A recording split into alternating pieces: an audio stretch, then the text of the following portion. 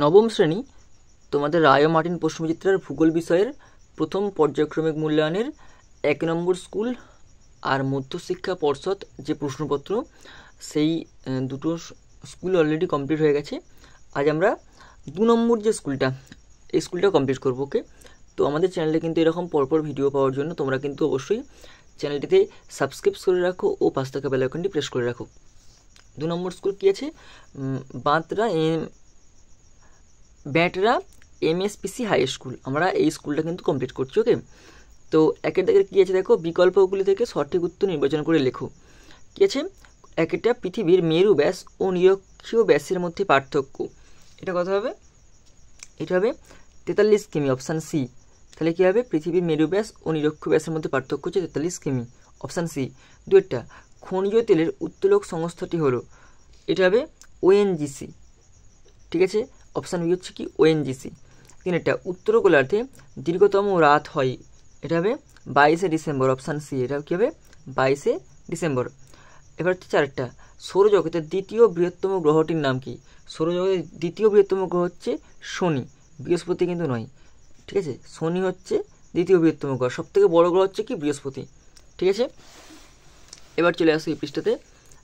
5টা দেখো, অপসুর অবস্থান হয়। 5টাকে দিয়েছে অপসুর অবস্থান হয়, এটা হবে অপশান বি, 4 জুলাই। 6টা, প্রবাহমান সম্পদ বেশি ব্যবহার করলে কোন সম্পদের ভাণ্ডার অক্ষুণ্ণ রাখা যায়? এটা হবে এ, গচ্ছিত সম্পদের ভাণ্ডার। গচ্ছিত সম্পদের ভাণ্ডার হচ্ছে কি অক্ষুণ্ণ রাখা যাবে। ওকে, এবার দেখো 7টা, আধুনিক সভ্যতার উপকার এবং অন্যতম ধারক ও বাহক হলো। আধুনিক সভ্যতার উপকার এবং অন্যতম ধারক ও বাহক হলো, এটা হবে সি, লোহা।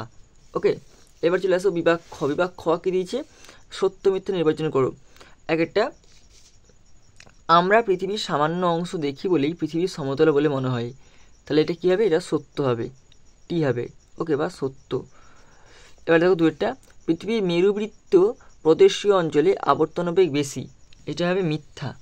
এটা মিথ্যা হবে। এটা কোথায় হবে? এটা হবে নিরক্ষীয় অঞ্চলে, নিরক্ষীয় অঞ্চলে। 3টা, কোনো দেশের বনজ কৃষিজ খনিজ সম্পদকে আন্তর্জাতিক সম্পদ বলে গণ্য করা হয়, এটাও কিন্তু মিথ্যা। এটার উত্তর কী হবে? জাতীয় সম্পদ বলে। এবার দেখো 4টা, সৌরদিন অপেক্ষা নক্ষত্র দিন ছোট হয়, এটা সত্য। 5টা, 1543 খ্রিস্টাব্দে কোপারনিকাস সূর্যকে কেন্দ্র করে অন্যান্য গ্রহের প্রদক্ষিণ সম্পর্কে ধারণা দেন, এটা কিন্তু মিথ্যা। এটা হবে 1514 খ্রিস্টাব্দে। 1543-এর জায়গায় কী হবে? 1514 হবে। ঠিক আছে, এবার চলে আসো বিয়ের শূন্যস্থান পূরণ করো। কী দিয়েছে? একটা দিন রাত্রির হ্রাস বৃদ্ধি ঘটে ড্যাশ গতির জন্য, এটা হবে পরিক্রমণ গতির জন্য।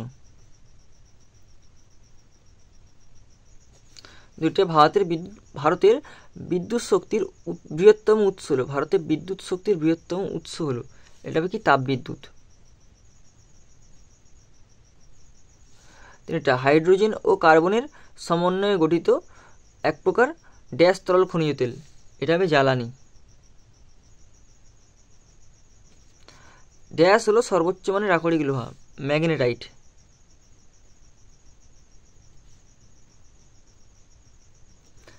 ওকে, তাহলে আমাদের একের মানে শর্ট প্রশ্নগুলো সব কমপ্লিট হয়ে গেল। এবার চলে আসি বড় প্রশ্নতে। বিভাগ গ। বিভাগ গ কি দিয়েছে? নিচের প্রশ্নগুলির সংক্ষিপ্ত উত্তর লেখো। আমরা এই 2 নম্বরগুলো শুধু কমপ্লিট করে দেবো, 3 নম্বর 5 নম্বর এবং ম্যাপ পয়েন্টিং কিন্তু আমরা ইম্পর্টেন্ট, এত বড় প্রশ্ন মুখস্থ করার দরকার নেই। তো আমরা ইম্পর্টেন্ট বড় প্রশ্নগুলো শুধুমাত্র করবো। ম্যাপ পয়েন্টিংটা একদম ভিডিওর শেষে, মানে সমস্ত ভিডিওগুলো দেওয়া হয়ে গেলে একটা ভিডিওর মধ্যে আমরা ম্যাপ পয়েন্টিংগুলো শিখিয়ে দেবো। তো চলে আসি একটা জিওট কি।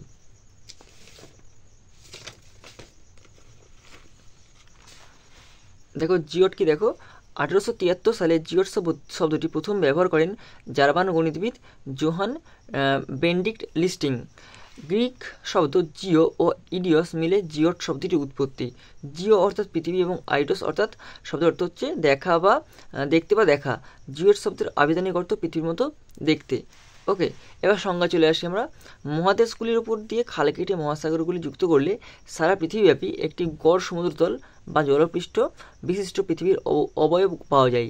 ওকে, এই যে এইরূপ গোলাকার অভিকর্ষজ পৃষ্ঠদেশ বিশিষ্ট পৃথিবীকে আমরা জিওড বলবো। জিওডের বৈশিষ্ট্য কি? গড় সমুদ্রতল বিশিষ্ট পৃথিবীকে জিওড বলে একটা। আর 2 নম্বর, জিওড পৃষ্ঠে অভিকর্ষজ আকর্ষণ সমান হয়। ওকে, এবার চলে আসো জিপিএসের দুটি ব্যবহার। এই যে অথবাটা দিয়েছি দেখো, জিপিএসের দুটি ব্যবহার দিয়েছে। দেখো জিপিএসের দুটি ব্যবহার হচ্ছে কি, 1 নম্বর হচ্ছে কি যান চলাচল, ট্রেন, বিমান, জাহাজ, এমনকি ছোটো যানবাহনগুলিতেও জিপিএস ব্যবহার করা হয়। জিপিএসের সাহায্যে যানটি কোথায় আছে তা সহজেই জানা যায়।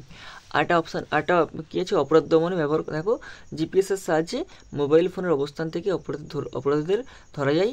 অপরাধ দমনে জিপিএস উল্লেখযোগ্য মাধ্যম হিসেবে ব্যবহৃত করা হয়। ওকে, পরের প্রশ্ন দেখো দিয়েছে সম্পদের দুটি বৈশিষ্ট্য লেখো। দেখো সম্পদের বৈশিষ্ট্য দেখো, কোনো বস্তু বা অবস্তুকে তখনই সম্পদরূপে গণ্য করা হয় যখন তার মধ্যে নিম্নলিখিত বৈশিষ্ট্য বা গুণগুলি বজায় থাকে। উপযোগিতা কী আছে? উপযোগিতা বলতে সম্পদের সেই গুণ বোঝায় যার দ্বারা সম্পদ মানুষের অভাব মোচন করবে। সম্পদ এই উপযোগিতা প্রযুক্তির উন্নতির সঙ্গে বাড়তে থাকে। যেমন কয়লা একসময় শুধুমাত্র জ্বালানি হিসেবে ব্যবহৃত করা হতো, কিন্তু বর্তমানে কয়লা থেকে নানান উপযুক্ত দ্রব্য তৈরি করা হচ্ছে, অর্থাৎ কয়লার উপযোগিতা বৃদ্ধি পাচ্ছে। এরপরে চলে আসো একটা বৈশিষ্ট্য কি, কার্যকারিতা। কার্যকারিতা কী দিয়েছে? সম্পদের কার্যকারিতা অর্থাৎ কাজ করার ক্ষমতা থাকা একান্ত প্রয়োজন। যেমন কি আছে, যেমন ধরো জল কি করছে, তৃষ্ণা মেটাচ্ছে। জল কি করছে? তৃষ্ণা মেটাচ্ছে। সেচের কাজে লাগছে, বিদ্যুৎ তৈরিতে কাজে লাগছে, শিল্পায়িত হচ্ছে, অর্থাৎ জল হলো সম্পদ। এবার আসি গ্রহণযোগ্যতা।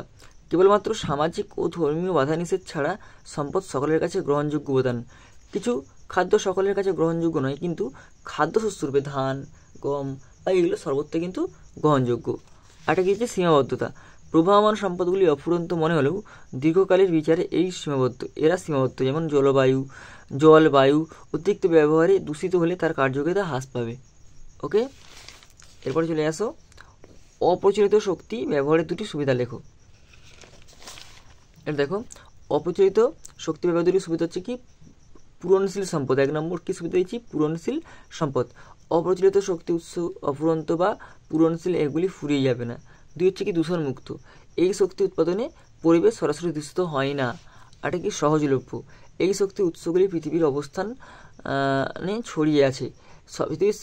এই শক্তি উৎসগুলি পৃথিবীর সব স্থানে ছড়িয়ে আছে, অর্থাৎ পৃথিবী প্রায় সর্বত্রই সহজলভ্য। এরপরে চলে আসো অনুসুর অবস্থান কাকে বলে।